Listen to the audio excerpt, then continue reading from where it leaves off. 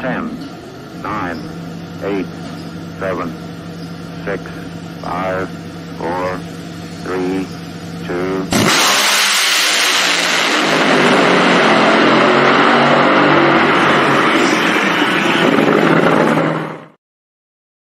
Woo-wee! You know what time it is? Is it that time for the Competition Plus Power Hour? I am one of the hosts, Slammin Sam, here to yak it up about everything drag racing. Atlanta this past weekend. Oh my, it's hard to say goodbye. But I'm not the only one here to talk about everything drag racing here on the Competition Plus Power Hour. I got my co-host, who might be sporting some sweet glasses just like myself, the Monday morning racer, Lee. How is it going tonight? Man, it is awesome right here on Competition Plus Power Hour to talk drag racing with you. Later on, Jeff Arend will have some good insider information for us while he was there at Atlanta crewing with Jim Dunn Racing. And guest tonight, Fletcher Cox. Looking forward to that. Man, do you think that Bobby may try to convert him to come to the Buccaneers? I mean, that might be his crew. Oh, Lee, I forgot to tell you this. I invited the boss man on tonight. I know we didn't talk about that, but there's something going on in the media world that I think, you know what, this is his platform, and I think he should address it. I don't know if you saw the Facebook post. I did invite him, so if you want to hear a Bobby rant again like we do sometimes have on the show, tonight it's going to happen. So here, Lee, I want to shout out to Bender. Shout out to Bender Eyewear out of San Diego, California. You know, I was there before Vegas, and man, they hooked me up with like 4 pair of stylish glasses. That's one of them, Lee. Hey, I might tell them, hey, you got the ebony and ivory of drag racing, so it's a double or nothing pair. So maybe, hopefully, we can get them on. But Lee, Atlanta, I know how much Atlanta means to you. I know how much Atlanta means to a lot of people. You're rocking the hat. You know what? Yep. We talked about it, man. The floor is yours. Congratulations. I know a lot of people don't know. I'm, as a friend of yours, as a colleague, everything, I'm super happy for you. So, man, just explain to the people out there of how everything came full circle for you and what Atlanta means to you. Man, it means so much to me. You know, I've said it before on the show. The fact is, that's my home national event. I've been going there since I was in diapers with my dad. Mom, dad, and me, we did junior dragsters there. I kind of joked with Justin Ashley in the pits. I said, man, I got more passes down this track than you do, and we'll always now. And man, it's been a journey as the Monday morning racer to get to the point where, well, folks, that is a NHRA media hard card. Finally got that at Atlanta. No more paper, no more cutting red tape, got the parking pass. And why it's so special, it's the last one at Atlanta. I've been going there all my life. I've had so many experiences in drag racing there. My earliest memories of NHRA drag racing at a drag strip was Atlanta Dragway. But 2 years ago to the event, the first time that I took a camera to interview drivers was the Southern Nationals. And in 2 years, now I've got media credentials, recognized as media. And very quickly, I'm sure I'm going to forget someone. I want to say thank you to a lot of folks that helped me get here. I want to say, first of all, thank you to Mom. Mom's been supportive through it all. Got to thank Mom. And I want to thank Sam Marino. Many of you never heard the name Sam Marino. Sam Marino is a crew man on the New Englander. I reached out to him over a Facebook group about drag racing, and I said, man, look, what do you do with the team? And how long have you been in drag racing? Just kind of doing an interview over Facebook. And he's like, hey, when you come to Epping, come by. And when I did, I interviewed him. And in interviewing him, I got to meet Mike Smith. Later on, I met Mikey Smith, and got to talk to him more. And Paul Weiss, co-owner of the New Englander Funny Car Reading. I volunteered, kind of gave me my first shot to do some social media with the team. And Mikey gave me a recommendation to call Dave and Paul Richards and helped them out, and they helped and they let me do social media for them. And thank you to the Russos, Helen and Peter Russo. They helped me, they let me help them out over a weekend. And from Paul Weiss, Mike Smith, the Russos, the Richards, Chip Lofton. I got to say thank you to Chip Lofton. I would not be where I am today without Chip Lofton of strutmasters.com. I want to say thank you to Doug Foley. Doug Foley has been very helpful in pushing the needle and getting me this far along. Thank you, Doug, and the folks of Foley Lewis Racing. Thank you to Bobby Bennett for helping me out, giving me this platform. Thank you to all of those that have given me an interview. I appreciate it. And there's so many more. I know I'm not naming them all, but thank you. And to fans, I just want to continue to do a good job, say what needs to be said, interview the folks that aren't getting interviewed, and occasionally reach out to those big names. Ultimately, I do want to say thank you to who I believe is God. That's Jesus Christ. I believe providentially I would not be where I am if it wasn't for him. Whether you believe or not, that's what I'd certainly think, because it's been a long ride from dairy farm, struggling church that I thought would fail, to working part-time jobs, sleeping in the car, eating bologna sandwiches, and bumming airfare to get to a race. Hey, it's kind of legitimate now. So, man, I thank you for the time, and let's talk some more drag racing.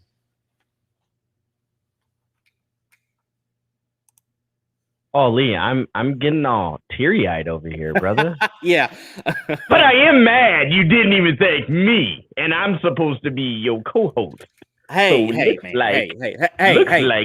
Hey. I don't think it's time yet to thank you, because I think we still got a long way to go road-wise. That's going to be a good journey, man. Oh, man. Can you imagine us in like 5 years, gray hair? It's like I'm playing. I'm way too young. Yeah. I'm way too young about that. All right, man. Atlanta for me. This is, and I almost sent you a video. You want to talk about bringing stuff full fold? I turned on the show, and if I get emotional, I'm sorry. I turned on the show on Sunday, and my son, for the first time, sat down and watched it with me, and he goes, "Dad, A to the B is gonna win." And I looked at him, and I said, "What?" And he says, "Antron's gonna win." Rewind to Vegas. I got to have my son meet Antron. I'm not trying to be biased, but growing up, my favorite driver. We've got a lot in common. He says that. I'm watching it on NHRA.TV. Antron goes to the semis. I post a picture because I'm starting to get excited. I post a picture because Antron wins the semis. That means we're going to the finals. So I'm giddy. I look over at my son. I give him knucks, and I say, okay. I go downstairs because I'm superstitious about certain things. Go downstairs. Don't look at my phone.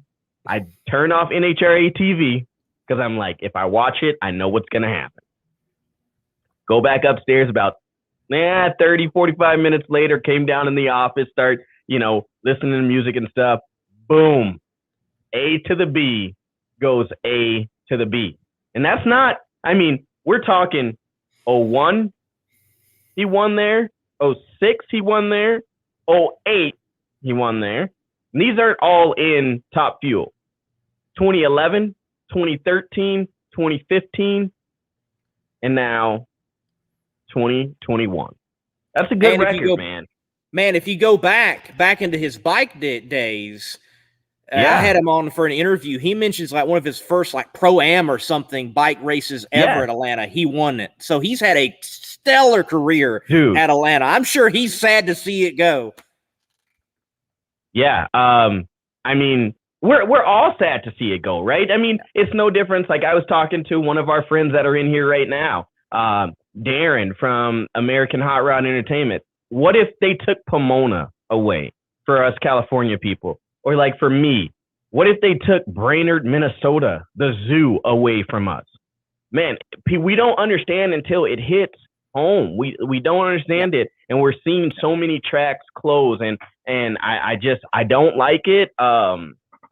It's weird to see, and it's weird, to even be talking about losing another track.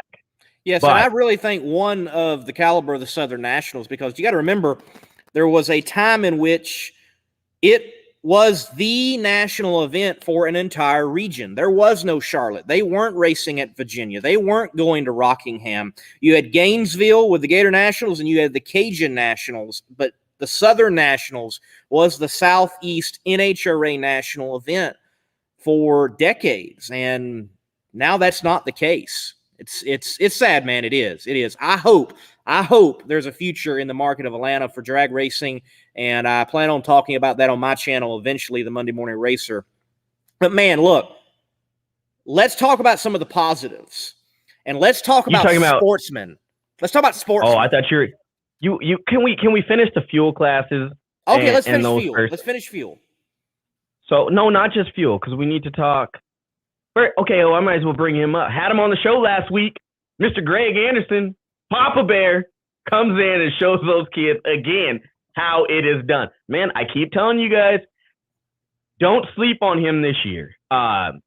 Jason's not, running. He's still at the track. So I think there's a lot of hidden horsepower that they're finding, a lot more testing that's going on, since Jason now can rely on just focusing on tuning the cars and different avenues of making more horsepower there. So, like I said, that KB Racing stall, man, there's a lot going on. But my man Stan is saying it in the comments, baby. Back to back.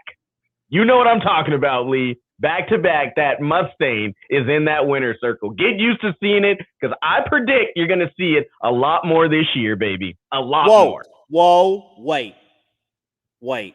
Don't wait me. I don't mean to put the fly in the ointment or put the wet towel on things, but remember, I believe it was 2019, Tasca ripped off back-to-back wins and then fell off toward the end of the year. So chill, man, chill. Oh, I hope to see the Ford continue to win myself, but let's tone it down just a bit and have some sobriety in this, okay? Nah, man, the horses is flying.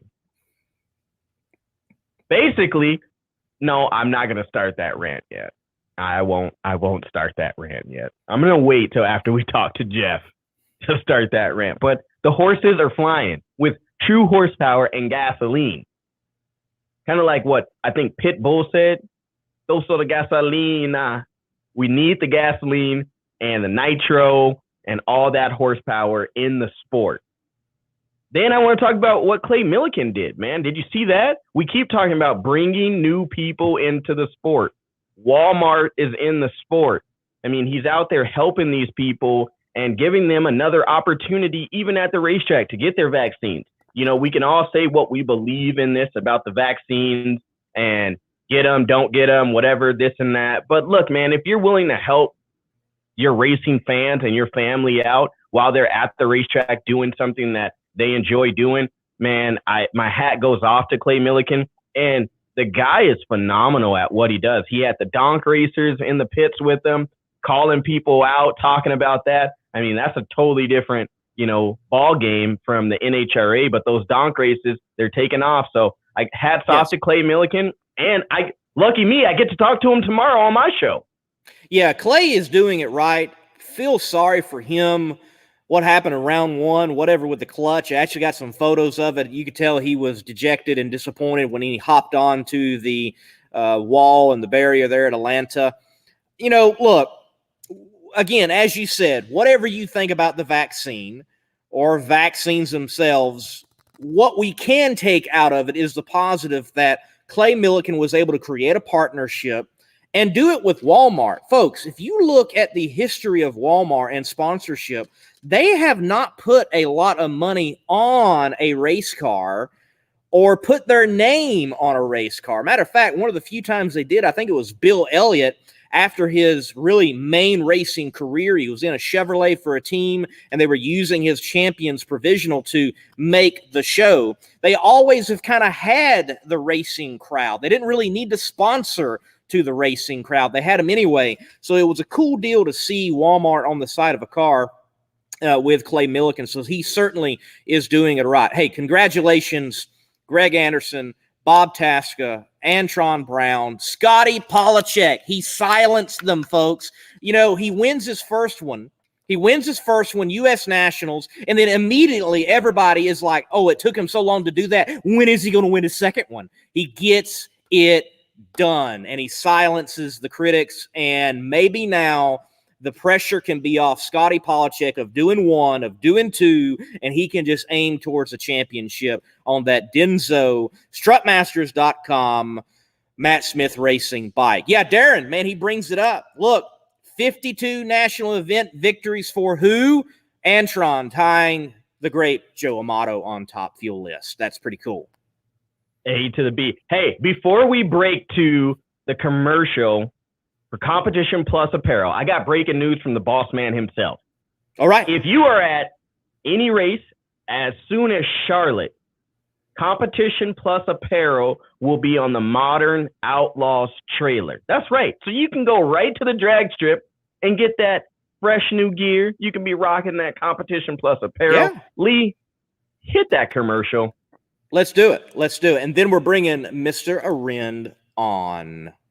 Get your CompetitionPlus.com apparel today. Whether it's our nitro-burning funny car design or the vibrant door slammer design, we have the swag to show you are always in the know. Get yourself a hat too. And we know not everyone enjoys wearing a mask, but if you must wear one, at least wear a good-looking one. Check out the new CompetitionPlusApparel.com for the latest from the place where you have trusted for your news on the internet for over 2 decades.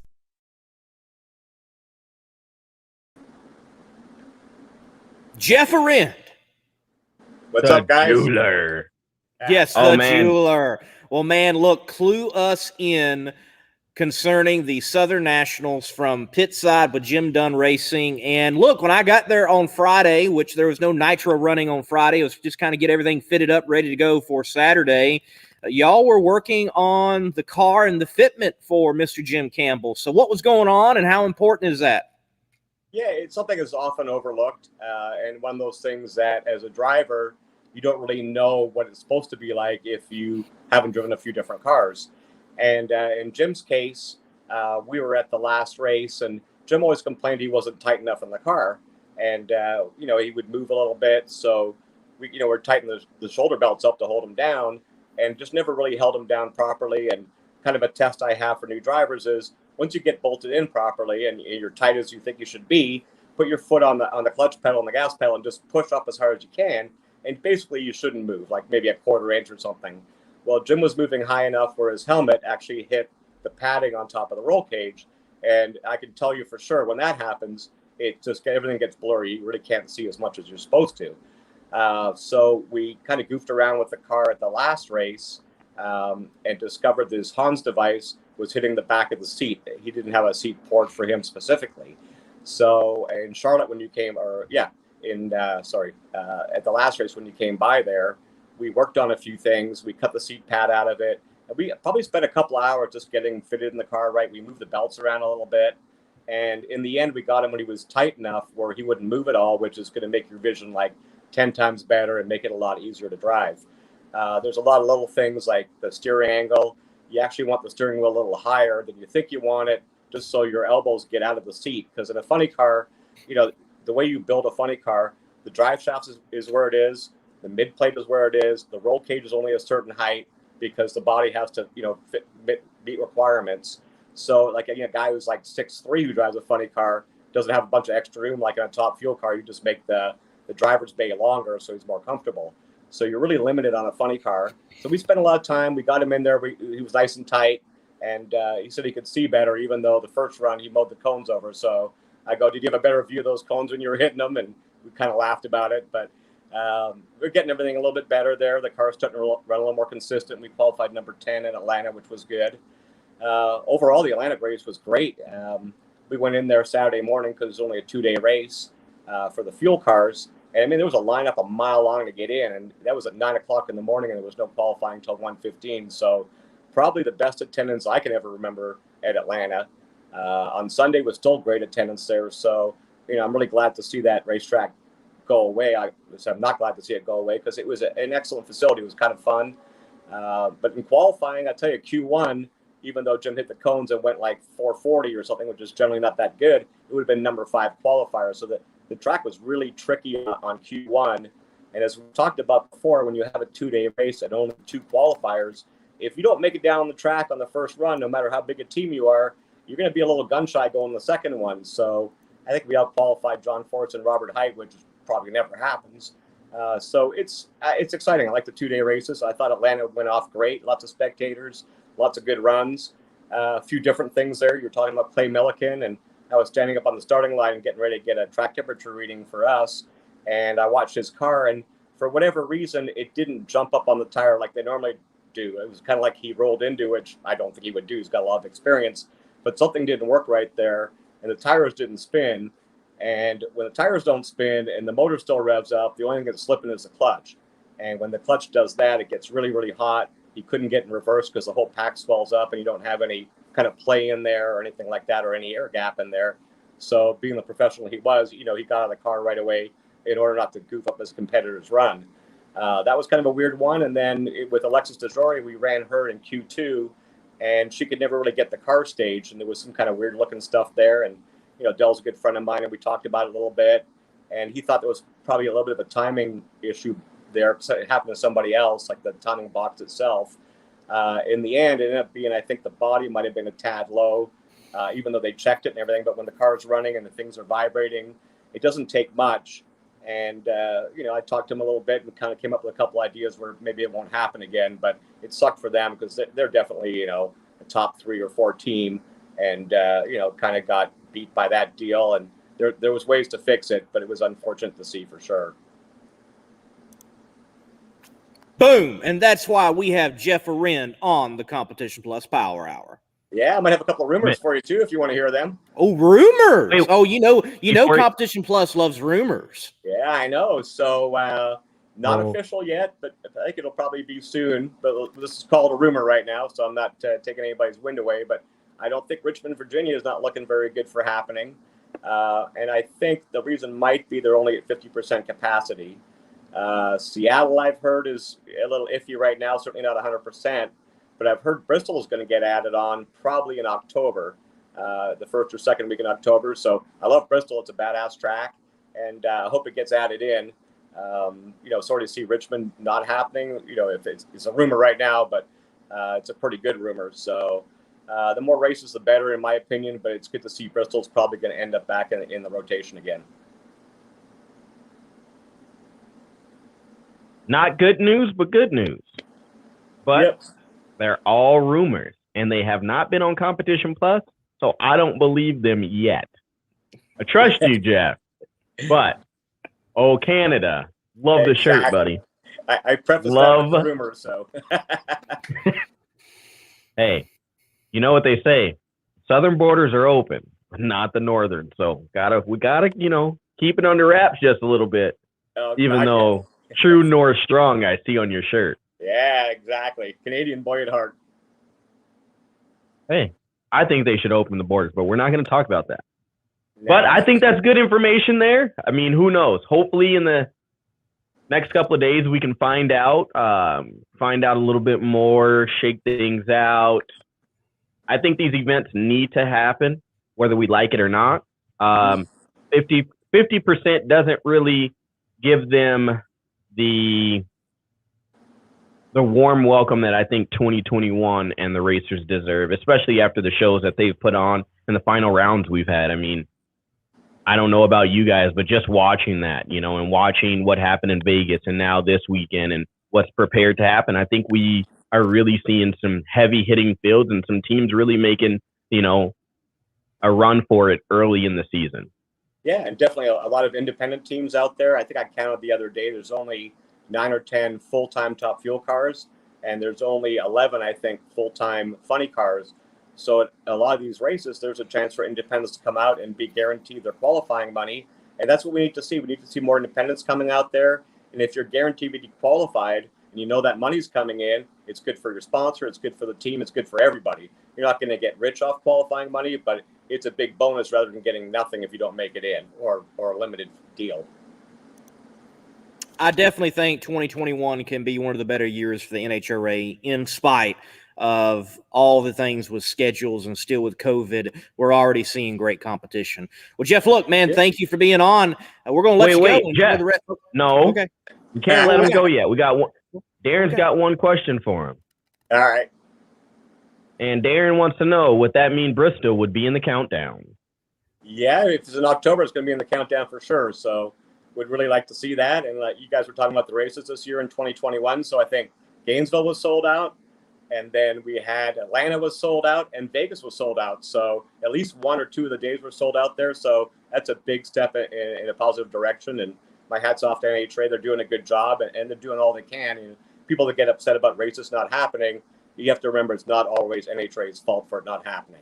It could be the track owner. It could be just the whole 2021, the COVID and everything. But I think I like the direction it's going in so far. Like the first 3 races have been really, really good. Yep. Right. Well, yeah, there you go. You guys got the answers that you guys wanted. And that's why Jeff Arend is our pit insider, bringing us all the great information from there, way up north. I mean, south. Hey. Yes. In the other CA.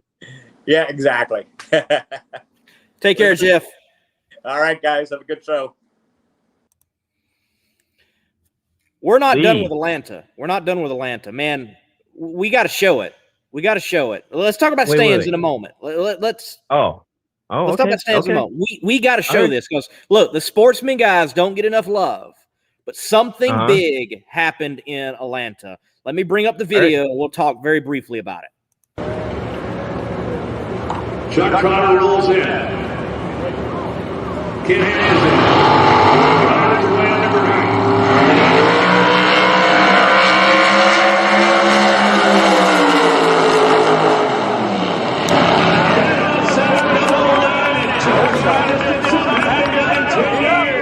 The last guy to win Super Cup and get out of the side was Kevin Kleinweber in Chicago, 2011. 009, dead 7 for Chuck Trotter, and he just put it on Ken Hanlon. Car won in Super Comp. Hadn't happened in 10 years, dude. Man, that will stand beginning. I mean, and it was in a Thunderbird. In a thunny, as we used to call it back. Mr. Trotter got it done. Wow. Man, like I said, we talked about this before on the last show when we made our picks and different things. What to expect in Atlanta. And what I was expecting was a lot of things that could have happened, that could have shaken out, possible, like you're never going to see this again. But 20 plus years of no one in the door car winning, and then it happens in Atlanta. I think that's the way, like you said, when the stars align, that's the way that you shake it out and you leave Atlanta the right way. Yeah, it worked out. It worked out to being rather special. That's cool for Mr. Trotter to pick up that win, doing it in a door car, doing it in an iconic door car, a Thunderbird, over the dragster in Super Comp. Very cool. Lee. Yes. Before we bring Mr. Cox on, we got to talk about something that's really been chapping my jeans here lately. And we can ask Fletcher here, too, to talk about this and how he feels. But it was announced last week after our show that NHRA decided we are going to have an electric car field in 22. No, I don't like it. I understand it, but no. That's like someone messing up your cereal, Lee. I know how passionate you are about your cereal.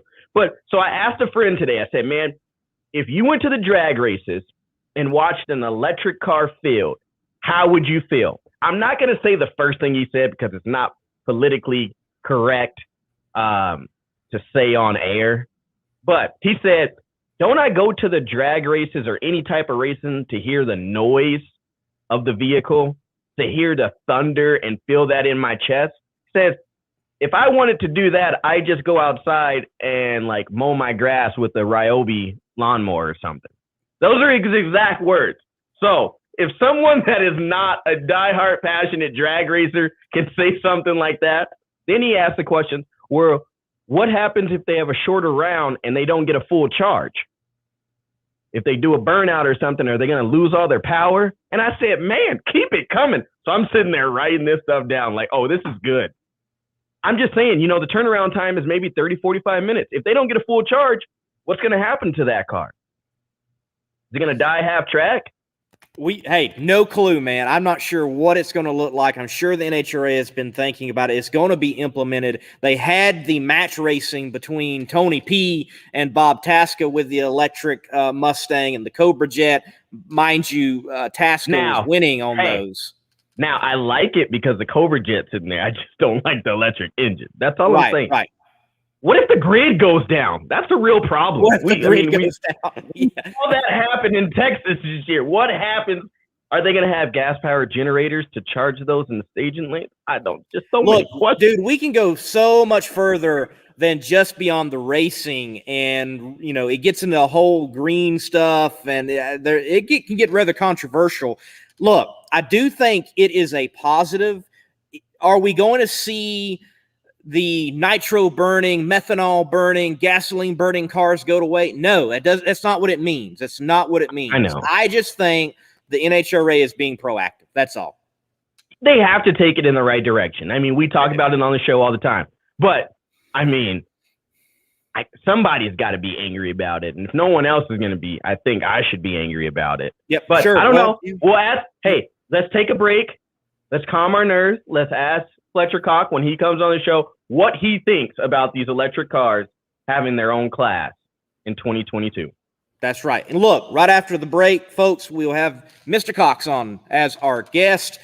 Before we do the break, though, man, let's give a shout-out. PDRA first race at Beach Bend Raceway up there in Bowling Green, Kentucky was a success. Congratulations to Jay Cox in Pro Nitrous, King Todd Tutterow in Pro Boost, and in Extreme Pro Stock, Justin Kirk, Wes DiStefano got it done in Pro Outlaw 632. And let's hear from a guy who built probably some of those chassis, Jerry Bickle. In the race for quality, there is no finish line. Jerry Bickle Race Cars is a one-stop chassis shop for drag racing performance parts and race components. For over 50 years, Jerry Bickle Race Cars has been an essential part of racers' plans for building world champion race cars. Our parts department is stocked with every part a racer might need. Log on to jerrybickle.com for more information. We build anything with doors. jerrybickle.com. All right, so Fletcher told us he's got to make a wardrobe change. I think he's done it. Let's bring him on. There he is. Fallon and profiling. Oh, yeah. All right. Had to get the brand on me. Let's just ask this question right away. All right. What do you think about the electric car field that we're going to have in NHRA? What do you think about this? How do I feel about the electric cars in the NHRA? How I feel about it? Well, that's probably a bunch of like engineers and like gurus that's batting about this whole ordeal. Well, the expensive part is these racetracks actually spending the money to get these hookups. So basically, it's not a truck stop. It's a racetrack. We come to the racetrack with gasoline. We don't come there looking for our Tesla or our electric car to plug in between rounds. So that's kind of my take on it. Interesting. A hardware cost toward the tracks. That's a new thought. I haven't thought of that. Well, we got to think about these tracks. Like, I mean, they got to trench all of this plugins, and you got to designate so many, like, just say instance, you get 30 entries where we got to designate 30 plug-in spots for these electric cars. So first thing I think about when they announced that, I think about the dollar amount it's going to cost these racetracks or organizations to put in these plugins for these cars. I like that. I like that thinking. Yes. And again, the ramifications, I think, are huge. And I hope that the NHRA has thought it out well. We'll find out. But there is more to it than just bringing an electric car to the track, as you just mentioned, Mr. Cox. So speaking of drag racing, why? Why is a guy playing professional football into drag racing? Where did it bite you? Where's the home track? Why get a whiff of the racing fuel and the burnt rubber? Why drag racing, man? I'll say this to say that I've been around drag racing since I was about 12 or 13 years old. And as many know, that my oldest brother, who's now passed away, who introduced me to fast cars and horsepower and drag racing. And from that day forward, like they introduced me to me, the day I used to sit on the hood of his car or the tailgate of his 84 Chevrolet to watch cars go down the racetrack. And from that day, it inspired me. It kind of got into my blood. And that's why I enjoy it so much. And I've continued to enjoy the sport of drag racing. No, and you tell that story, from when I started following you of that, and it's, it's something that you do, and you mentioned it in another interview I watched you on, is that most people vacation as a football player to, tropical islands or to, beach houses and boat houses. You're like, man, I vacation to the racetrack. Like, that's my second home. So that's cool that you find, a team within a team. You leave your locker room to go into the trailer to find another team. So can you talk about how those compare for you?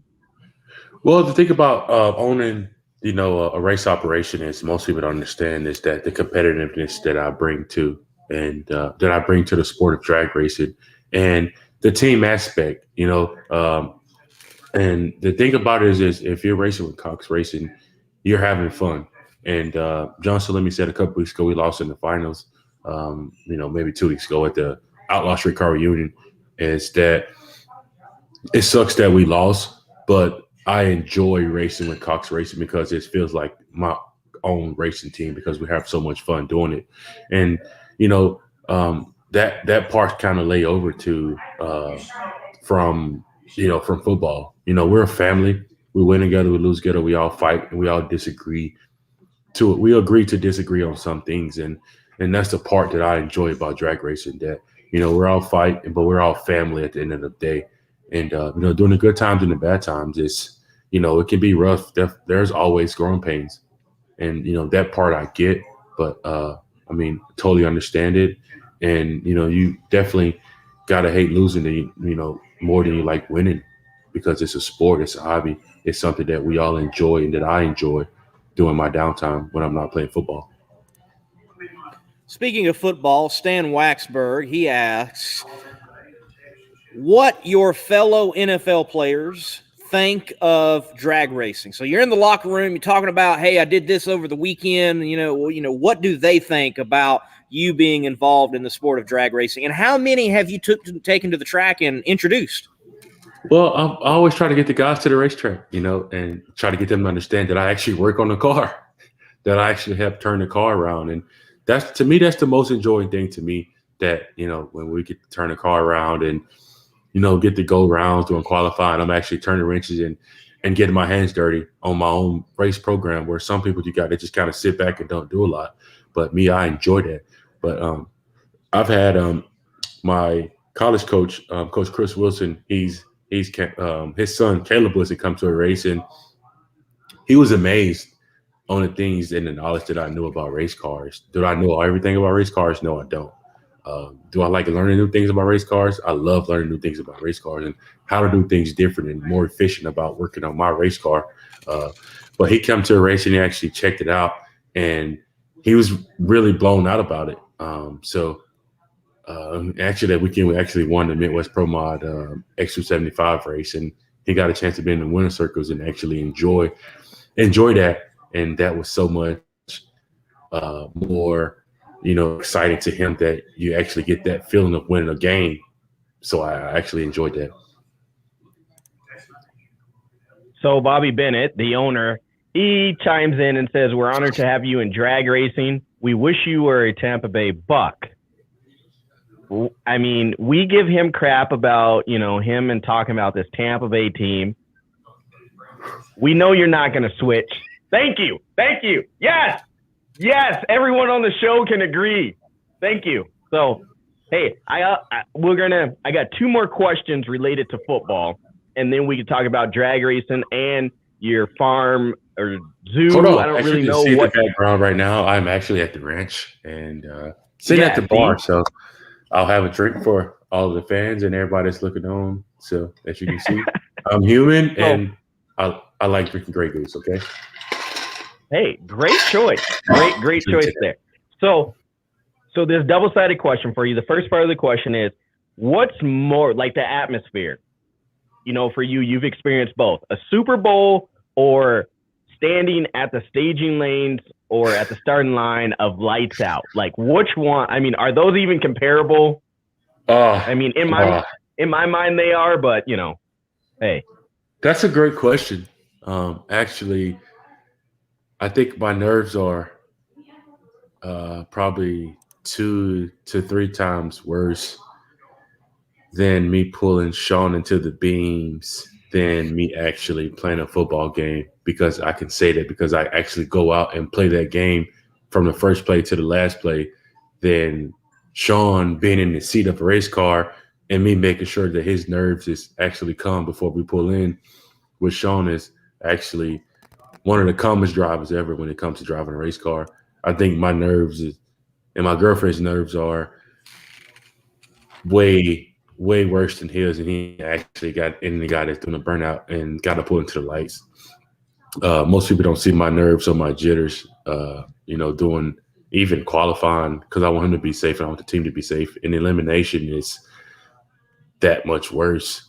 But I would definitely say that my nerves doing eliminations, especially the first round eliminations, is probably worse than the first play of a game. Wow. Like, I mean, no one ever would know that. So I felt when I'm sitting here thinking, like, what can I ask him that he's never been asked? And I'm thinking, for me, going to lights out and being in that crowd and that atmosphere, I mean, there's nothing like it. I mean, we see the videos, you've seen what it's like at those and what Donald Long does for his event. So that's good. Now, second, a guy who's on your team, I want you to kind of ask him, Jason Kelsey, the center. Yeah, that's after my guy. That Super Bowl, after that Super Bowl speech that he had with the outfit on, somehow, some way, we need to get him at one of the races, talk to Donald Long and have him give a pre-race motivation speech to everyone out there involved. Honestly, think that'd be the best thing that drag racing has seen in a very long time. Well, me and Kelsey are very good friends. We've won a Super Bowl together, and I've been playing with. Kelsey is a year before me. This year be 10 years that I'll play with Kelsey, and we've grown a relationship, a competition that we both will forever, remember, because he make me better, I make him better, and that's part of being a family and being, that camaraderie that comes with the sport of football.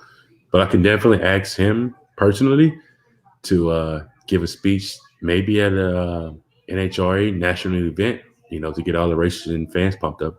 Maybe he's down for that, and Kelsey's down to earth guy. It sucks that they don't have E-Town anymore, but I can possibly make it happen at a race closer, and we can make it happen.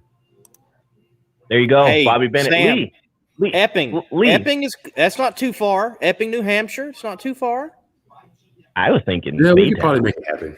Yeah, E-Town was one of my favorite, top 5 racetracks to go to doing the NHRA, but obviously it's not there anymore. So we can probably look at a different option depending on his schedule, and in the NHRA schedule, we can probably figure it out. Boom. Glenn Cromwell, we gotta figure that out. Bobby Bennett, anybody that's listening, look at that. We are making things happen here on the show. So hold on, shout out to my guy Antron Brown this weekend. I definitely got to give it out to him. A to the B. AB. So AB and I think Steve Torrance will be out at Shady Trail Ranch in a couple weeks, shooting some things there. Actually, live show here. We'll be hanging out. So it'll be fun. I think after the Houston race or somewhere in the state of Texas, I think May 24th, 25th, somewhere in there, they'll be here. So everybody got to check it out. We'll be here, maybe the same spot, maybe up top at the lodge. So we'll have some fun. Very cool. And So go ahead, talk to us about the ranch. You've got hashtag Hunt Shady Trail Ranch there. Someone actually using the name for some social media in the section there. So talk to us the ranch, what it is, the goals, all that stuff. I mean, as many people know that follow me. There's no, obviously football is first, and track racing. My family obviously is over everything. I love my family, big family guy. But besides that, football, hunting and racing is, things that I enjoy and that makes me happy. But Shady Trail Ranch is named after my oldest brother, as I keep going back to that. It's a high Prince preserve in Northwest Texas in Jacksboro. And, we have, any type of exotics, anything that if you name it, we got it. If we ain't got it, we can get it. That's kind of my motto here. And the thing is here that, when family come here, I say family. I don't say customers. I don't say, hunters. I say when family come here to hunt, I want them to feel at home. And, we have Instagram. We have, a website, shadytrailranch.com. And we have so many things to offer here. When everybody come here, they just feel at home. And that's the part that I enjoy about it. I think the last few years is I enjoy more family killing animals or harvesting animals than I enjoy doing myself, because I like to see the smiles and the jitters that they get, and I enjoy that a whole lot. All right, with the hunting, I know Sam's a hunter. Best game meat, in your opinion, and how to prepare it? There's so much different game meat out there. It is. I mean, it depends on what you want. I mean, I would take Axis deer over a whitetail deer. I'll take a nail guy. Yes. If you ever killed Axis deer, yes. Axis deer is, yes. Axis over whitetail all day. Man. I'll take Axis over whitetail. I don't know, Sam. You got to try some Axis. It's got to be prepared right. It don't matter what it is. I've had some. I've had some, yes. Up here in North Dakota where I live, you're welcome to come hunt anytime you want to. But man, there's nothing like everybody whitetail. Eats whitetail. You want even like Simmental orgs. I mean, come on, like you can't beat that meat. Yeah, I'm a whitetail guy. I love whitetail deer meat. Mule deer, I can tolerate it on occasions. My buddy shot a moose. So I live not too far from Montana, so I'm actually going on a elk, moose, and deer hunt early season. I have a bow. I bought the triple package, so I'm actually going over to Montana to film. My buddy and I are doing a rifle / bow hunt there. So, I mean, I'm trying to fill my early winter with any hunting. So if you have some openings down in Texas, wouldn't mind getting some sun too. No, we might have some openings. We got a Lopez place here that we could probably hook you up with, and harvest some good animals. But I think, like I said, it depends on your appetite. As you can see, there's a red stag right behind me, but I offer a lot of stuff here at Shady Trail, and obviously the Cox Racing team. We're actually heading to Yellow Bullet Nationals here next week, and that's a big race for me. It's on the Northeast, and a bunch of fans here to come hang out, get some signatures signed, and some pictures taken, and I'm always excited about that race. Are you running small tire or big tire there? We are running a Pro 275 car, so small tires. Yep. So we'll have some fun there. Hopefully the blower gods are there. When the blower guys show up, then that means the blower guys can go decently fast. It's John Salami is on his 1s and 2s.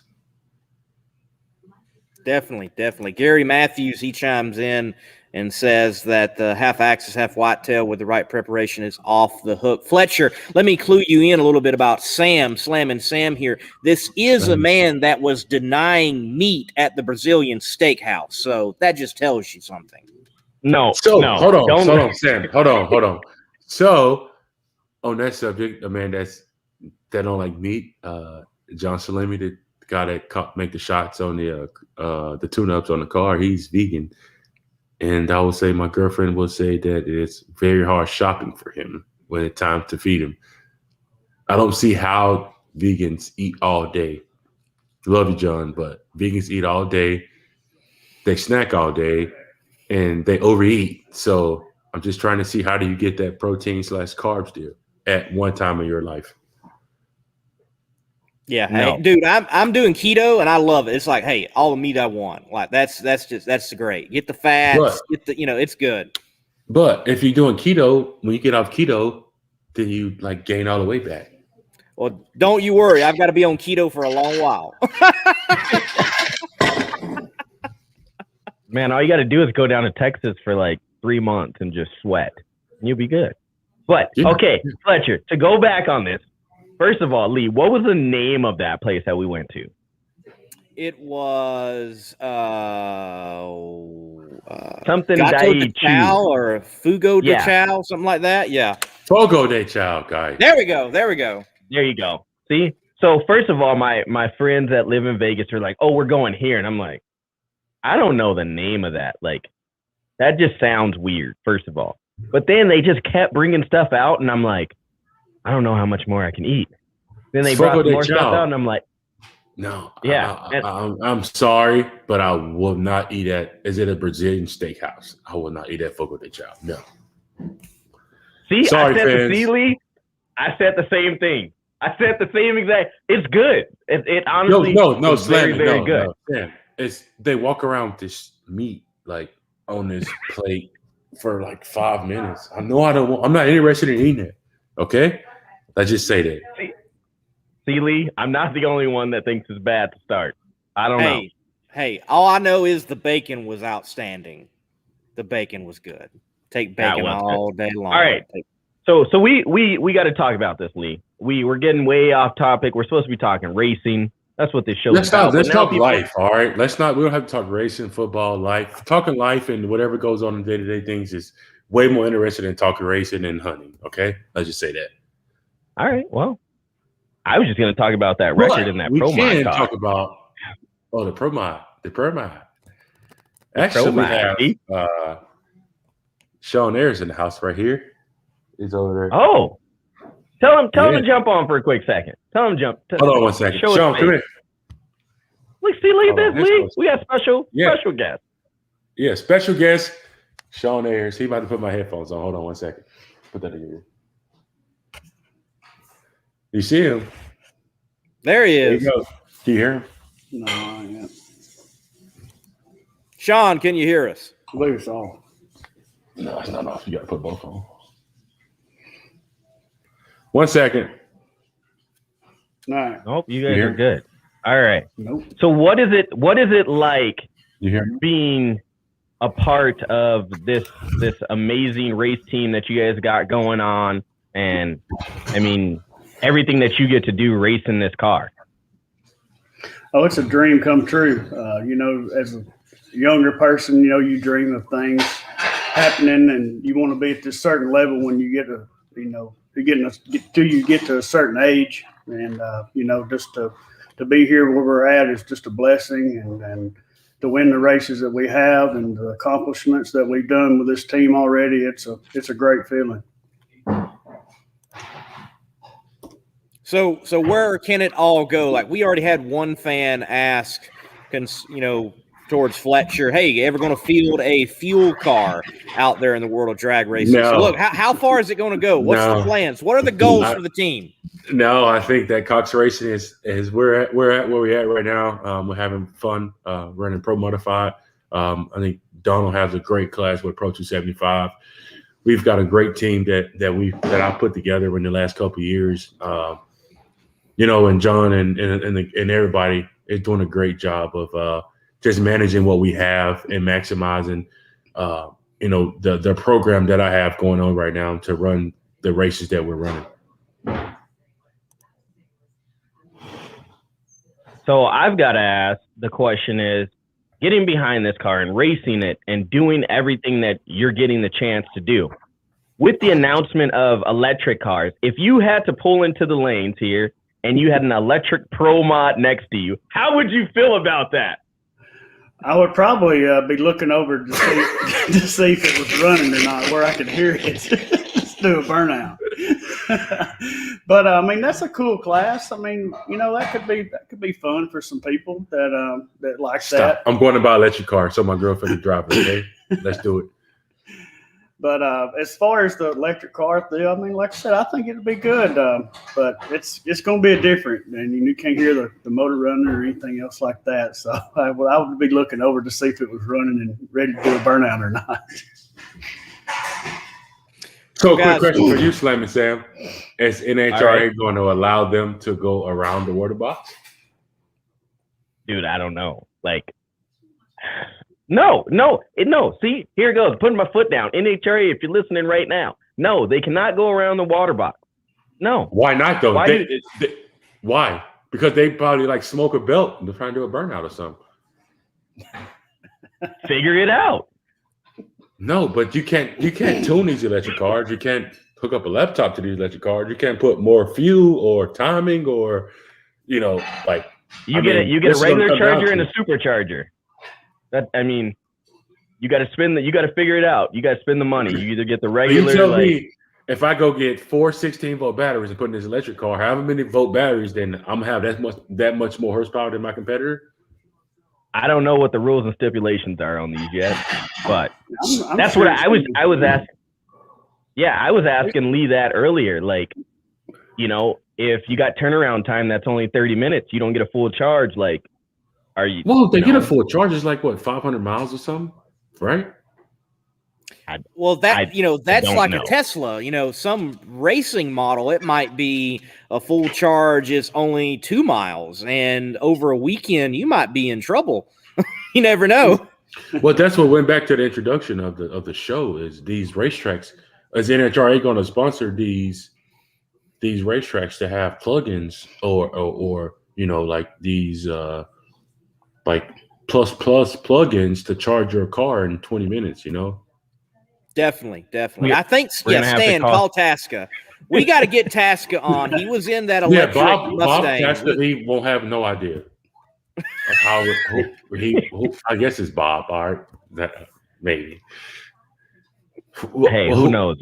Like, I don't know. Yeah, sorry, but every time Dick and Harry won't be able to afford a electric car. You have a 16 car field, you have a 2-car field.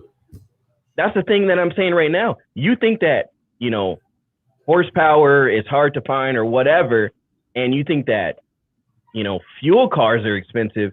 Think about all the stuff that goes on with an electric car, like the batteries alone, the charging, the equipment you're just going to have to keep that damn thing cool and whatever else. Like, where are we getting all this lithium power from and all, like, that shit's going to be expensive. And excuse my French. I'll excuse your French, but I tell you what, I got a ranch with $1 million, about a bunch of equipment here, right? Me and Sean was just talking about this yesterday. There is one piece of equipment on this property, no matter how long it sits, no matter where it's parked, no matter in the world where it's at. I can go to this one piece of equipment and it starts every time. And it's like a 1986 model Caterpillar motor grader. It starts every time you hit the power switch on. You know why? Because it don't have the computer or technology that everything has in 2021. Yeah, that's true. Like, no matter what, we hit the power switch and it goes, yang, boom. It cranks every time. So how are we going to work that out with drag racing? I don't know. Think about it. Cold day. It's 30-some degrees or 50 degrees for most people. That's cold. So I said 30. That Caterpillar motor grader will start every time. But that's what I'm saying. It's 30 degrees here in North Dakota in the morning, right? You're going to lose like half of your charge overnight, if you don't have it plugged in or have it on the battery tender, or if they can even use those or whatever. Like, there's just so many things that I've got questions about. The electric car at that point would need an electric blanket to stay warm over the night. Yeah, good. Yeah, that'd be expensive. I want to be the guy that's making those. I want to be the guy that's making those electric blankets. Okay. Well, we were produced them out of Jacksonville, Texas. No, because then you guys will take the grid down again, and then we won't have any power to do any of this. Oh, it's calling rolling blackout. Rolling blackout. That's what it's called. Yeah. See? Just say it. So, Sean, too many problems already. Look, clue us in, Sean. What are some of the perks driving working for a NFL football star? I mean, you get like free tickets, to the games and get to go in the locker rooms. What's some of the perks, man? I guess just driving the car, man. And like I said, it's a dream to be able to do something like this. And I pay for my tickets to the game and everything else. So, but it's a good time. I'm just on cloud nine right now, and the ultimate goal is to win a championship with the Pro Mod and actually win one of Donald's races. We're about this close every time. We can't seal the deal. But we're close. We're going to get it. Hashtag banana. All right, I'll stop. No, you said we're having fun, so we're having fun on this show. Obviously, I got in trouble from the boss man saying bleep. But, hey. Just don't worry about it, boss. Just don't bleep it. It's okay. Just make up for it Bobby, next time. But, going on that journey, and like you guys talked about, is there really an off season for you guys? You're talking about right now, thinking about winning Donald's races and doing, everything. What time do you guys take just to say, hey, we're relaxing? Or is that when you guys go to the farm and step away from the racetrack, the football field, and just have family time? I think that the crazy part about it is Sean and I are somewhere similar, that we can't sit around for too long. And we always want to do something, and our mind is always thinking about different ideas to make each other better, or just make the team better or make the ranch better. Those that don't know that Sean's he runs the ranch when he's the ranch manager. He runs the ranch when I'm not around. He's definitely the boss when I'm not around. Keep everybody in shape, book all the hunts, make sure everything is running and operating the way that it should be.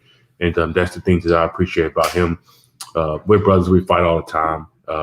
We agree to disagree sometimes. That's the part about, us, being close friends and having, that relationship with each other. No matter how much we fight or whatever, then the next day it's all right, man, everything is okay. But that's the part that we enjoy. I will say that racing is probably at the top of our list. Because we enjoy it, and he know that my strive for greatness is just as high as his strive for greatness, and his high as his strive for team effort. And we're all one team. We win together, we lose together, we struggle together, and that's what I enjoy about it. Our downtime, I guess, would be when hunting season starts here. Usually, he goes back to football in the end of July, unless we're running for a championship in NMCA or something like that. Then. We're doing racing at the end of July. He reports back then. Yeah, I report back, and then if we're running for a championship, then I'll just sit in the car because I trust him with my operation, and then we go from there. That's so, guys, awesome. Going bracket racing. Go ahead, Sam. About going bracket racing. No. Hold on. Mute him. Oh, well, see, no, that's the name of a channel. So you're not interested in the bracket racing, even the big money ones. No. Just go ahead and take my money right now. Just eliminate me, so I can go on home. I ain't doing buybacks. No. There is some money in bracket work. It is a lot of money in bracket racing. I will say that. But I like heads up racing, and I am sold on heads up racing. So unless it's my nephew driving a 790 Junior Dragster, I'm not interested in paying second chance. There you go. Hey, a lot of people are asking this question. So, are you going to be in Baytown? Is that the Midwest Pro Mod deal? Nope, that's the NHRA. Oh. NHRA. When is those days? I think when are those days? May 21st through the 23rd. If I'm not mistaken. Ooh. No, that's Memorial Day weekend, right? I don't know, Lee. What is that? I'm not sure. I hadn't looked at the calendar that far.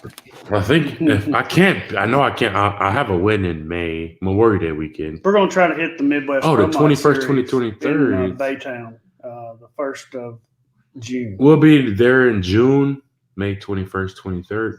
I won't be there, no, because I have Antron, and I have to prepare for Antron and Steve Torrance, I think, coming out to the ranch on the 24th. Okay. So maybe Steve will fly me on his private jet back to the ranch. It's only 30 minutes away. Just said, Steve. If you're watching, you know.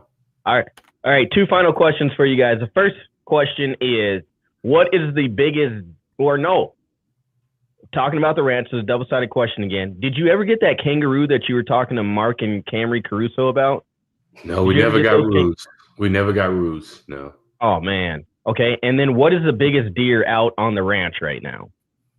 The biggest deer was killed last year by NHRA Rookie of the Year. I'm claiming it right now. J.R. Gray. It was 507 inches whitetail. Yep. Yeah, I definitely need to get out there then. Bow or rifle? He killed it with a rifle. You got to get too close with a bow. You guys don't do any bow hunting out there? Yeah, we do. We do. Yeah. Oh, you guys should come up here and freeze in like negative 10-degree weather with me in a blind, and we can really. No, you will freeze. I'll bring you in either. I would like to come up there and go pheasant hunting. Oh, definitely bird hunting up there. Yeah, for sure. You guys got my info. You let me know. I got a farm that you guys can come hunt on anytime. Honestly, pheasant? Anytime. Pheasant. Like, You guys want to come pheasant hunting, you guys can you let me know.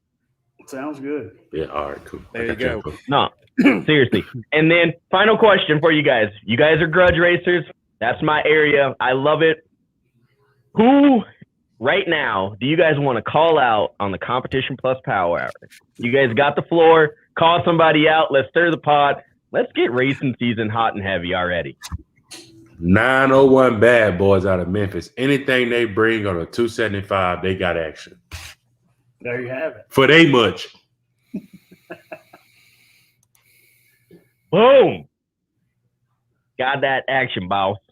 I'm about for that. 901 Bad Boys. Wit. I got you in the crosshairs. Man, they're out there hunting.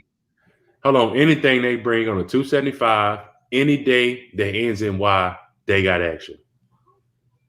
Boom. There you go. Lee, there we go. There you go. Well, guys, there you go. It's been an honor and it's been a pleasure to have you guys on here on the Competition Plus Power Hour. Like I said, if you guys want to go pheasant hunting, hit me up, hit Lee up anytime. Yeah. And yeah, it's been real. Guys, I can tell you from Heather and Peter Russo from Down Under, it's where they live, you're glad you didn't get the roos. They're like the meanest creatures on the face of the planet. Oh, just put them in a cage. That'd be all right. I think they're a nuisance in Australia, like a wild boar would be here. Oh, yes, they are. They are. One last question for you, Fletcher. I've got to know. Go ahead. Because I played a little bit of football, never went any further. I'm this little short dude, didn't have any future in it, and I got injured. Anyway, how satisfying is it killing the quarterback and sacking them? How satisfying? You really want to know that? Yes, I want to know that. Is the ball still on here, Sam? He's going to come on after. We don't want him to talk to you too much about this Buccaneers stuff. So how satisfying is the sacking the quarterback? It's almost as satisfying. It's very satisfying as going out to a club at night, having a bunch of shots and drinks with your lady, and then going home and having sex, and then keeping the turkey in the oven. There you go. Cream pie style. Well, there we go. It's that satisfying. I think he just answered your question that you sent to John Force about sex, politics, and there you go. Question's been answered. Let's just leave it in there. Oh, man.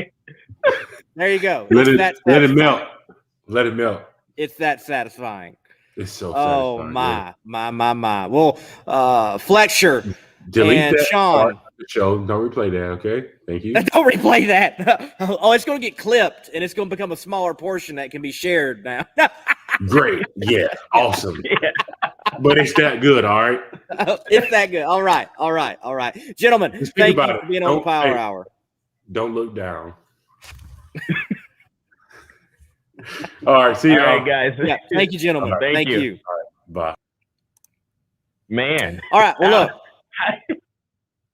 look, let's take a break, compose ourselves, and we're having Bobby on. break. Water break. All right. Water break.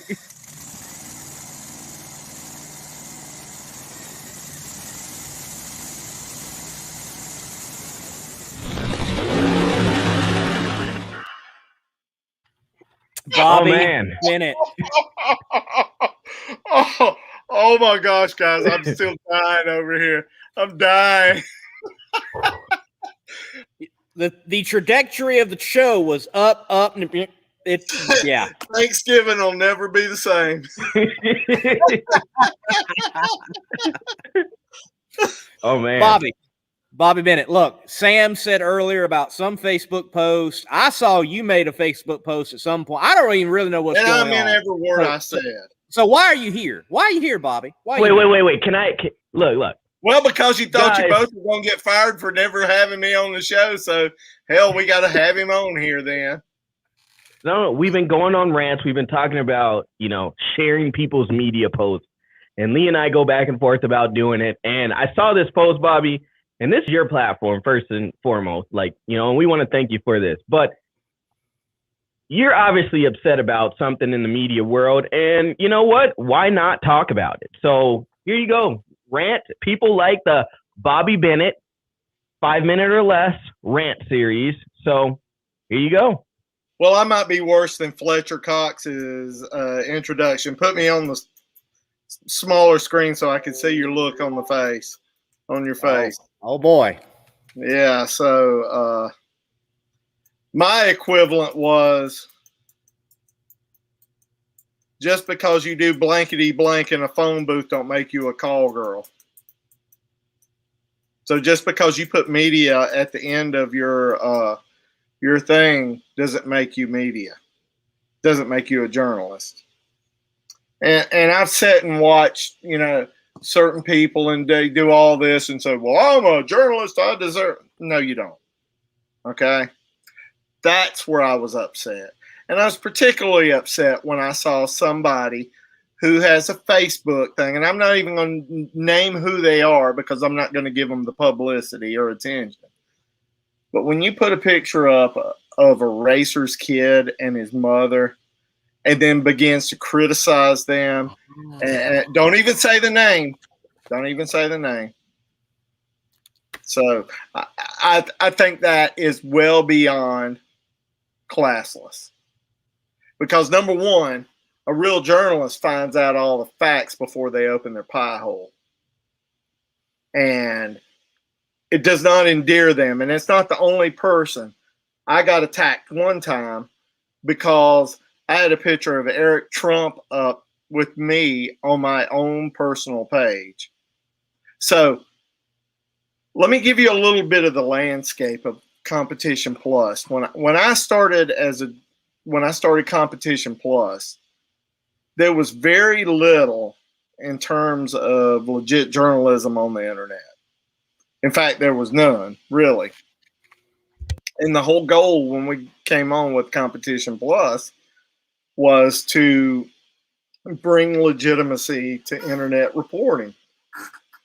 Now, I don't downplay anybody that doesn't have a website and uses only social media, because it's not cheap. It's not inexpensive.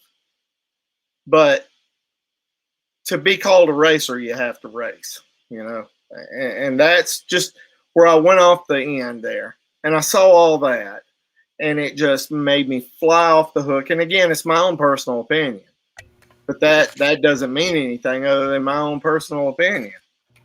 I mean, you think I was justified, guys? I know the post that you're referring to. I saw it. I was very much so tempted to comment on it, and I was like, nope, I'm not going to even bother. I have seen that particular page ran by that particular individual, and I think at times definitely nonsensical, asinine information is rolling out of it. So I'll probably get a text message or whatever, and I could give a flying flip. It's the truth. It's the truth. It was absolutely classless and uncalled for. And, you know, when I first came into the industry, you know, people said, well, you don't have a printed magazine, so you're not really a magazine. Oh, anybody can be an internet. Anybody can be a journalist on the internet. No, you can't. Are you willing to work 12 to 16 hours a day? Are you willing to run all over the pits, get interviews? Because I learned, you know, in business, even before I started Competition Plus, I had 10 years of writing for Superstock and Drag Illustrated, Hot Rod Magazine. When I say Superstock and Drag Illustrated, this was probably when Wes Buck was in elementary school. It was the old SSDI magazine, one of the greatest magazines in drag racing. And well, you know what? It was a new frontier, and we tried it. And I'm not belittling anybody who uses social media as a media platform. I'm not doing that. But all I'm saying is, guys, just do your own work every once in a while, and just don't cut and paste and do that and call yourself a media thing, because all you are is just like a media sharer. That's what it is. Right. Yeah, it's oh yeah, I saw what you're talking about, and not to name it, but definitely you're not opposed to people using social media. I mean, I'm sitting right here. I don't have a website. I use YouTube, Instagram, Facebook, Twitter, and you know, there you go. But there is a point where it's no longer, it's what I felt when I saw it. It was almost like a tabloid, but for drag racing. That's what I felt like when I saw it. Yeah. I'm looking at the grocery store. I'm in the grocery store about to check out, and it's aliens have talked with our president or something like that. That's what I felt like. Not to downgrade the National Enquirer or anything. Oh my. You know, once upon a time, I said a person had the personality, not this particular person, I'm not talking about them, but I said one other person. I said they got the personality of a dish rag, and that's no offense to dish rags, you know. but you know, the thing is that there's plenty of hardworking people out there. There's plenty of hardworking people out there that really absolutely care about the sport. And they bust their butts out there.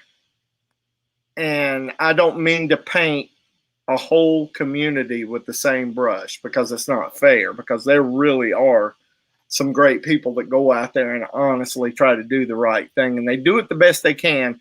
And one of the things I learned with Competition Plus in 21 years is you always have to reinvent yourself. That's what you have to do. I mean, if I wasn't continually refining everything, or I say but I mean, if we weren't continually, and please forgive me for saying that, because you guys, you know, you're so very important part of the team. If we weren't always trying to refine the product, our product would become stale. You know, the days of when we were working at Superstock and Drag Illustrated, we had a 2-week deadline to get our story in. Well, 2 weeks on the internet might be 2 years, you know, and that just kind of rubbed me the wrong way. I mean, there's certain things that you do, but when you do that and you try to make a person look neglectful that you'd never even talked to and have no clue of where the photo was taken at, you just assume it was at a drag race, or you assume there were loud cars running. How many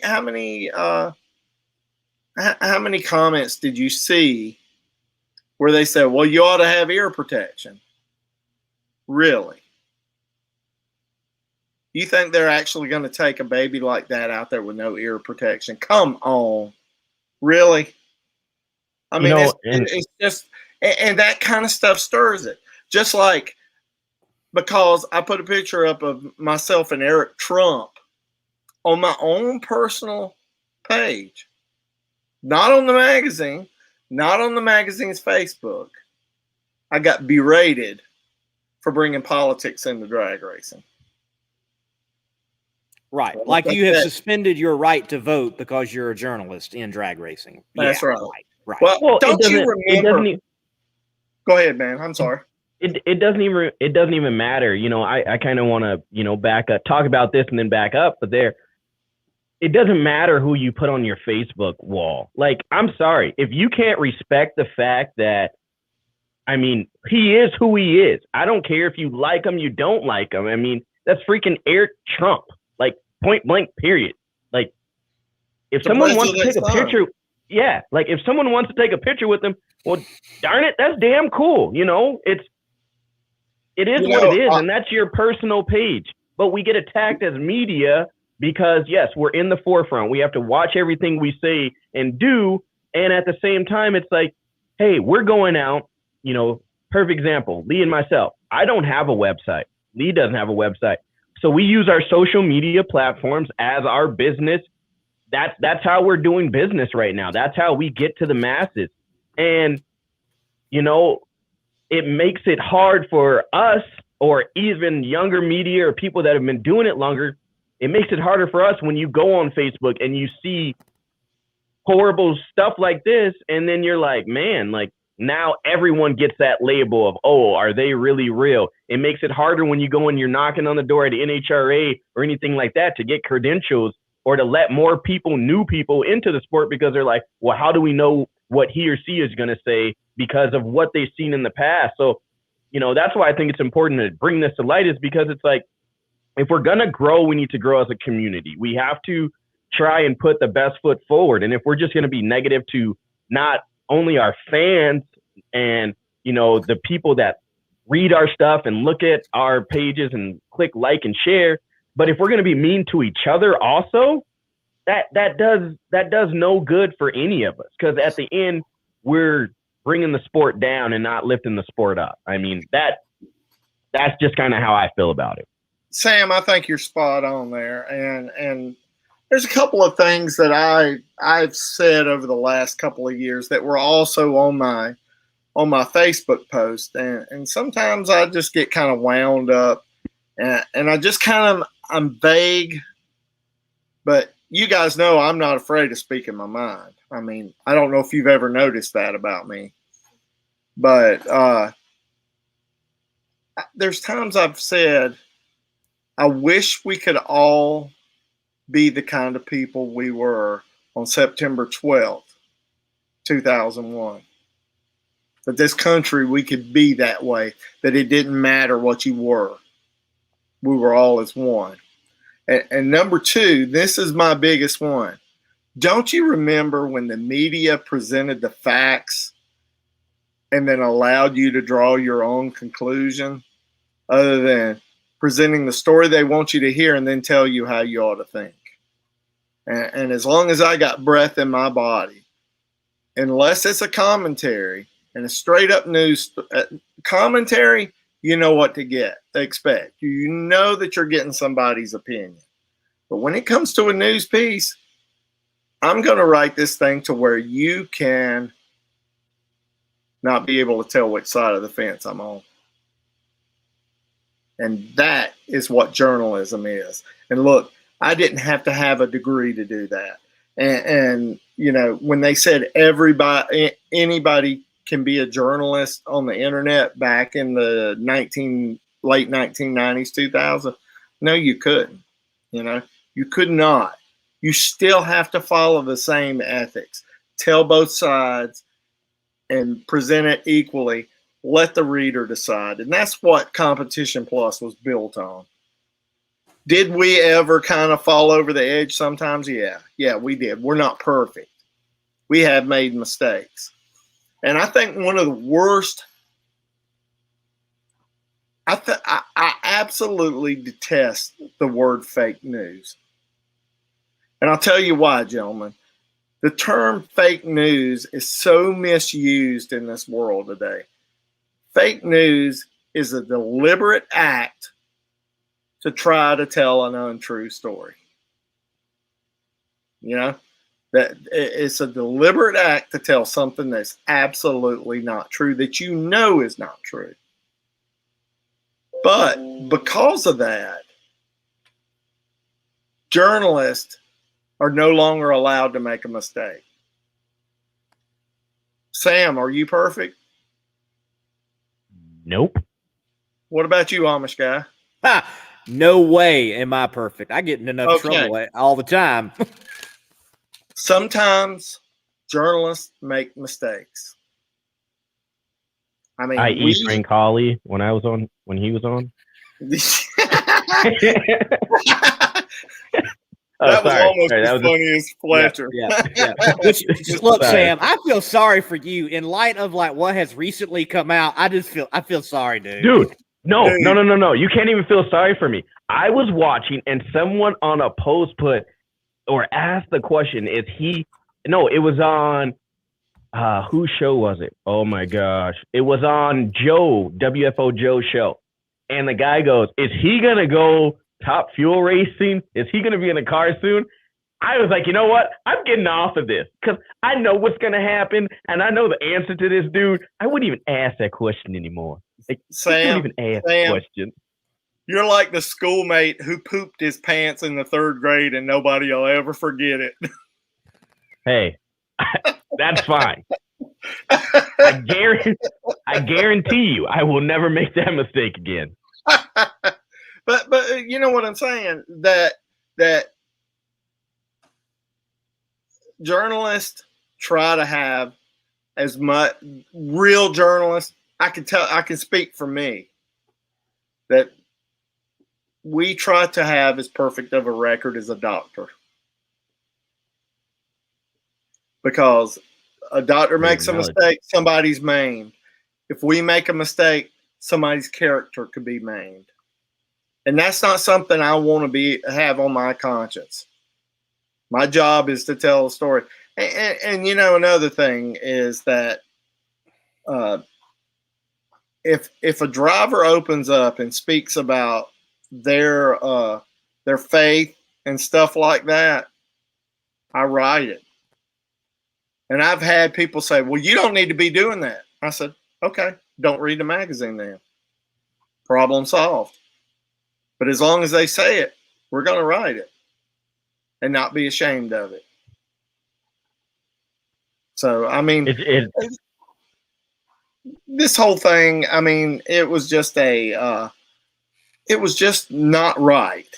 And sometimes when you see stuff that's not right, well, you gotta speak up and call out. And that's what I did. And I don't care. I'm not hard to find. I'm not hard to find at all, and I'm not hard to contact either. I don't hide behind a computer screen. I don't hide behind anything. If I got something to say, I'll say it. Right. I also just think the singling out, like there's not other racing families with newborns out there. Like, oh my gosh, you know. And then to quote like some random psychologist or whatever, please, give me a break. Yeah, and there's so many people out there in those pits that were in that situation as a kid, and they are some of the finest individuals that I have ever met. Like Mikey Smith, the son of Paul Smith. Man, Mikey's been a big help to me. Great guy. He was out there as a kid. You know, I mean. You got so many examples. I mean, is it bad that I took my kid to the starting line and he's 3 years old? He got baptized by Nitro? Not bad at all. No, not bad at all. It's, you know, and some people, how could you, I took a video of it and I'm laughing when he shakes. And they're like, how could you do that, Sam? Because I want him to experience things that I didn't get to experience at 3 years old. Now we have something now he knows when I say, hey, buddy, I won't be able to make it this weekend, or I won't be here because Daddy's going to the races. He's like, can I go? You know how that feels now to be like, I have that bond with my own 3-year-old son. So if people are going to hate, let them hate. But to do it in that fashion, not cool. So Bobby, like I said, this person must not have read the article we wrote where that guy was just trashing Steve Torrance, and Steve Torrance called him at like 6:30, 7 o'clock in the morning at his house and said, hey, so-and-so, this is Steve Torrance. And he says, shut up. No, it isn't. Yeah, it is. Just wanted to talk to you about that incident. You read that story? I'm about to look that one up. Yeah. Yep. Yeah. I mean, it was the one where, there's just and certainly nobody asked me to say anything about this, but I took it on my own. But it's just ridiculous, because I'll tell you what, I'll bring my grandkids to the races. I brought my kids to the races. They turned out just fine. Yeah. No one's name calling. We're just bringing light to some situations that we think are negative. And the reason I ain't not name calling is I'm not giving any publicity to it. No, I was referring to this comment here, and I know you can see it, but let me get my glasses on since I'm an old person.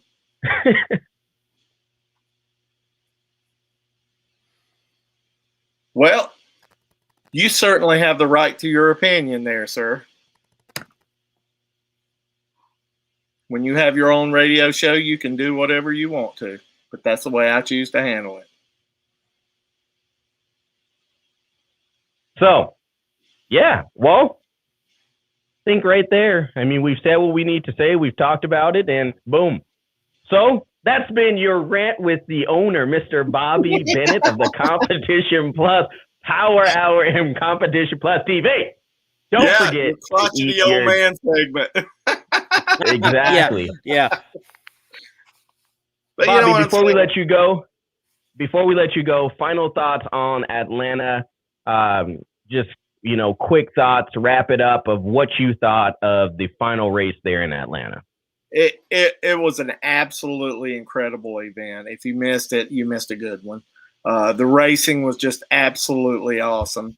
The fans, oh my gosh, the fans. This is in my backyard. It's only like an hour and 15, hour and a half drive from my house. So that's going to be disappointing to lose that, because it was right in the middle of, Atlanta and ZMAX Dragway. I got those, and then I got Bristol in another direction through the mountains. It's disappointing losing a track. As the late Larry Carrier once said, the most beautiful drag strip is a full one. And the most sad thing about a drag strip is seeing it go away. And wasn't my favorite track, but I can't stand to see a drag strip go away. Understandable. We get it. So thank you, Bobby, for coming on, yakking it up, giving the old grouchy man sitting on his stoop, telling everyone to get off of his lawn. Yeah, get off my lawn. And as we let you go, hopefully you have, when you think of Thanksgiving again and you prepare for that, you remember what Fletcher Cox said. Sam, maybe we call this segment whenever we do have it and Bobby comes on the "Get Off My Drag Strip." Maybe it's that. Yes. To the fans out there, if you are listening still, thank you for being a part of this.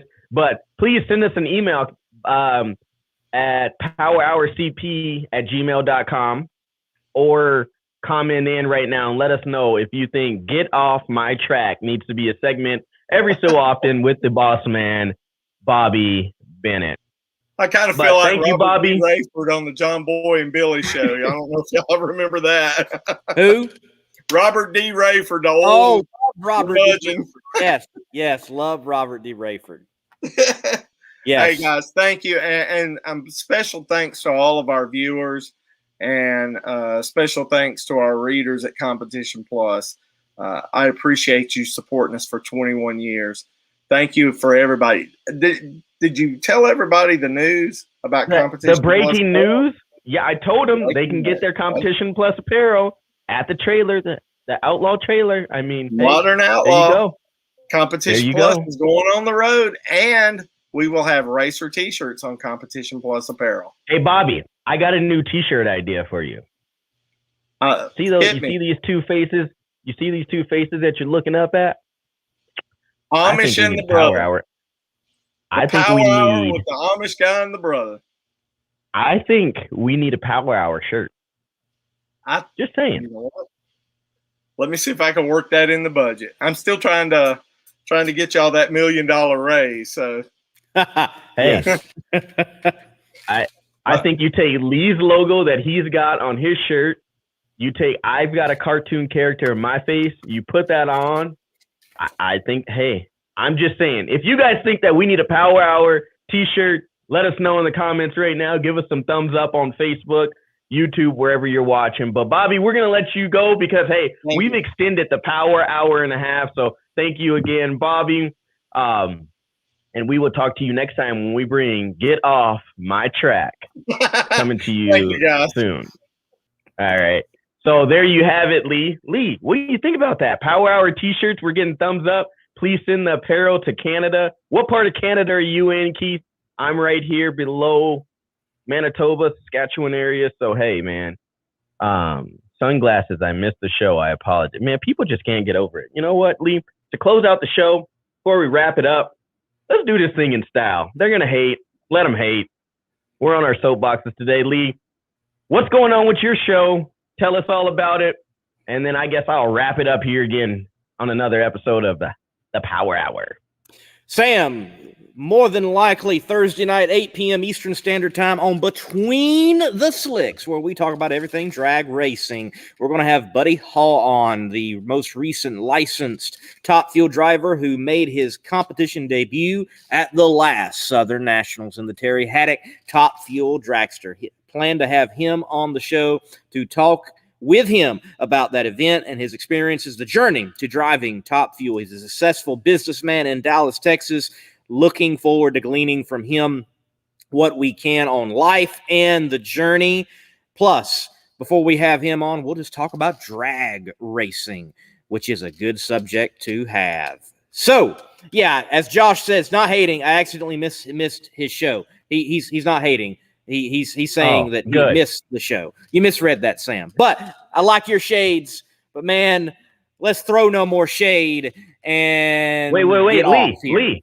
Before you go, Lee, hey, I got a busy week of podcasts. I did one last night with a circle track racer here, local guy that is in the Groove podcast. I'll be airing Thursday. Hey, Lee, I might do my first live show tomorrow night with the one and only Clay Milliken. I'm going to have him on the show. That is scheduled as of right now. We haven't confirmed for sure, but that was our plan to have him on the show. So I might do my first live show. And then on Thursday, shortly before you go live, I'm going to have my man, my son's favorite driver and my favorite driver, A to the B, the champion.